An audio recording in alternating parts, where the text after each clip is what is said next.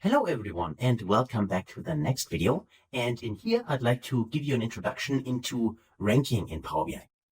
So to do this, let's actually first rename this current page we are on to Time Intelligence. So Time Intelligence. And then I will create a new page. So click on the plus icon down there, add new page. Or of course you could also do it from the insert ribbon here. You can also add new page from here, right? Up to you. So let's get started. Let's say I want to rank my categories and for instance, their sales or their profits. It doesn't matter what kind of KPI we're going to use. So for that, let's go to the order table, select this, and inside select that category. So let me select this. And now it gives me here a unique list of the categories. And now if I would add some data, for instance, go here when you're on object and click on add data, I can then use any of my measures. So for instance, I could use the total sales again. So like that. And this gives me here the sales figures for each of the various categories I have in here. So of course, I'd like to maybe make this a little bit bigger so you have a better see this on your screens. So let me go to view. Let's actually select the formatting option here. And then up here, let's say for the visual itself, for the values, I'd like to increase the size. And let's say this is 14, for instance, right? So hopefully this is better for you. All right. So we can see here we got the categories and we can see the total sales numbers. And this works because remember what I told you, that in Power BI, no matter what kind of visuals we have, so table visuals, matrix visuals, or bar charts, line charts, whatever kind of charts you visualize, you always have a context, so-called filter context. And this means, for instance, here inside, the total sales figure is broken down to the categories. And here we filter to the categories Gs. That's why we only return the rows in our sales data set, so in our orders table to be exact, and then sum those individual rows up, and then we get this value. So that's how that works, right? So you already know that. So far, so good. Now let's explore the ranking. And also let's see that the ranking can, let's say, go wrong if we do not take this into account, what I explained to you just a second ago. So the context. So let me show you what I mean. Let's actually create a new measure. So let's right click on the measures table in here and then click on new measure. Okay, here's our measure. Let me just zoom in a little bit. Okay, here we go. And let me first deselect this one here. Yes, because what I don't like to have this object symbol the whole time in my measure. So, okay. Now let's right click again and click a new measure. Okay, and I can write it. So the measure itself should be, in this case, the ranking. Let's call it ranking is equal to. And then I will go to new line. And for the ranking, I will use a function which is called RANKX. So RANKX function, this one here, and then press the tab key. And then it gives me already a few information, what it needs. It needs a table, an expression, value, order, and ties. Even though this value, order, and ties is in brackets, and this means, as in Excel as well, it's an optional argument, which you can fit into this specific function. So let me just zoom out a little bit like that, and let's read what is there. So returns the rank of an expression evaluated in the current context. Remember, context, okay, in the list of values for the expression evaluated for each row in a specific table. Okay, so that sounds a little bit intimidating or complicated. So let's figure out how that works.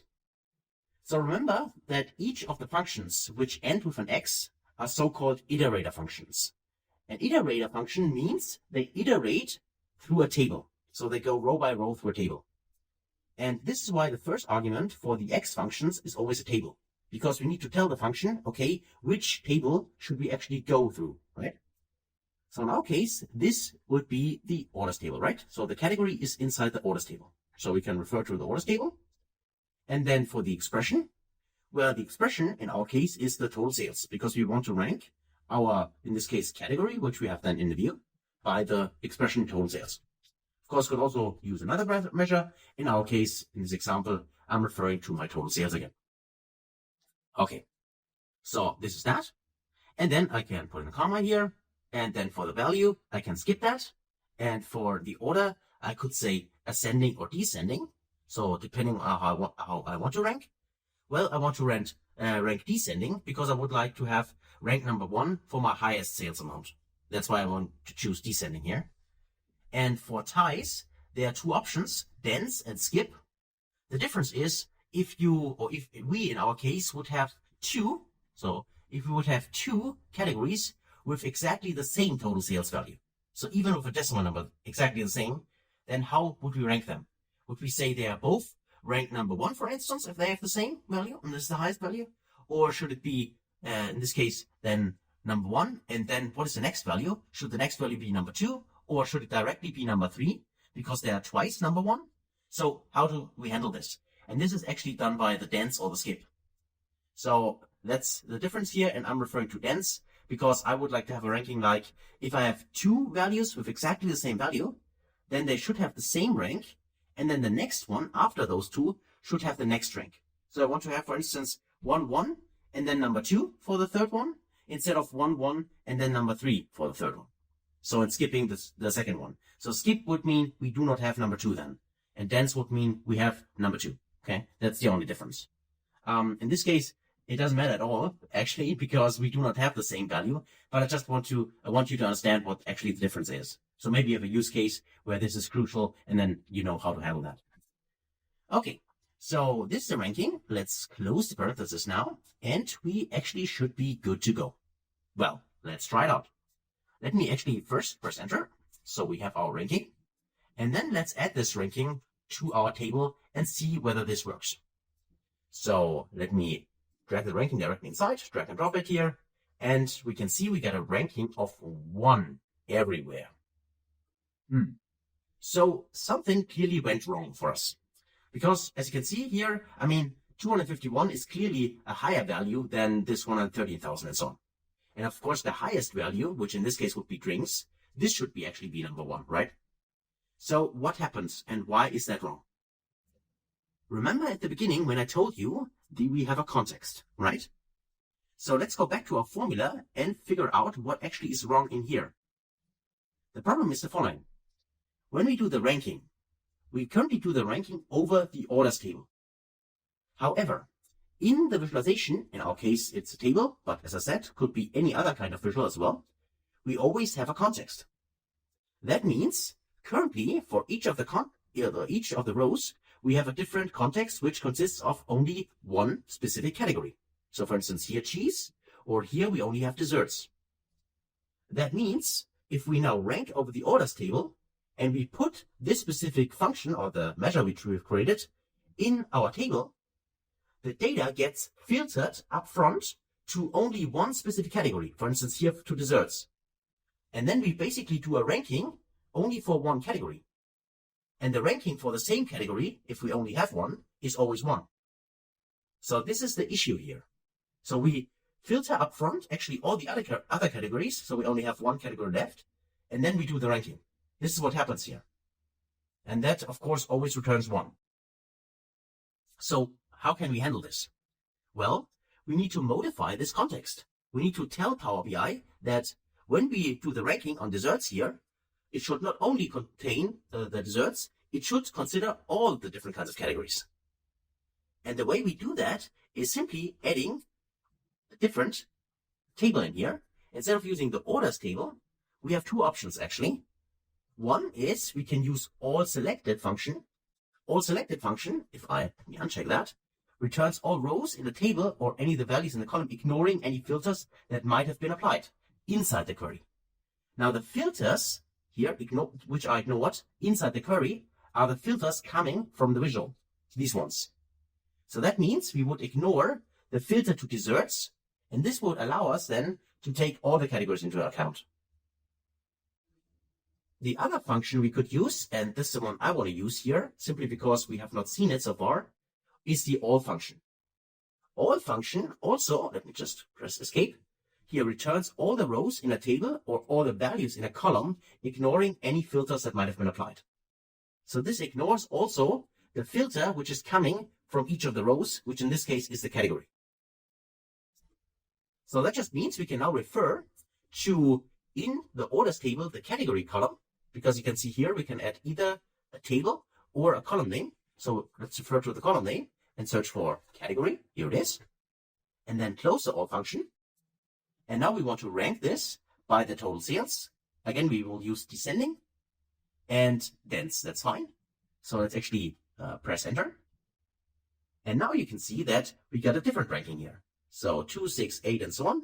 And of course, number 1 here for drinks, because it's the highest value. And we could also see this if we hover over total sales and sort this like that. Now you can see here the ranking is correct. So 1, 2, 3, and so on until the last one. One thing you might also notice is for the total here, there's currently also ranking, which is number 1, which of course is true because in this case, we only have one line, which is total, and this is ranking number 1. Now, sometimes that's not what you want. You actually do not want to display a 1 in here. You only want to see the ranking here from 1 to 8 in this case. Then we need to actually modify this value here and just make sure that we only display a ranking if we have a category in the filter. In this case, we do not have only one category. We have the total, and the total actually consists of all the categories together, right? So how can we handle this? Well, there are various options, but the one I want to show you here is the so-called isInScope function.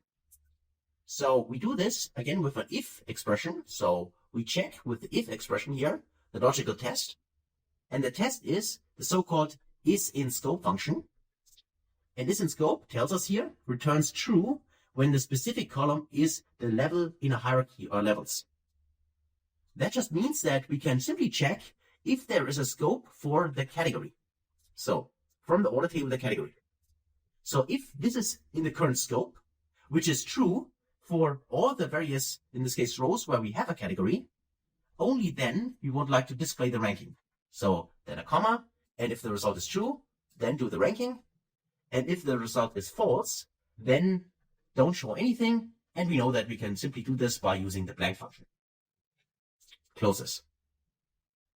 So isInScope returns true for all the rows where we have a category, but the row where we do not have a category, which in this case is total, because here we don't show a category, we just show the total value.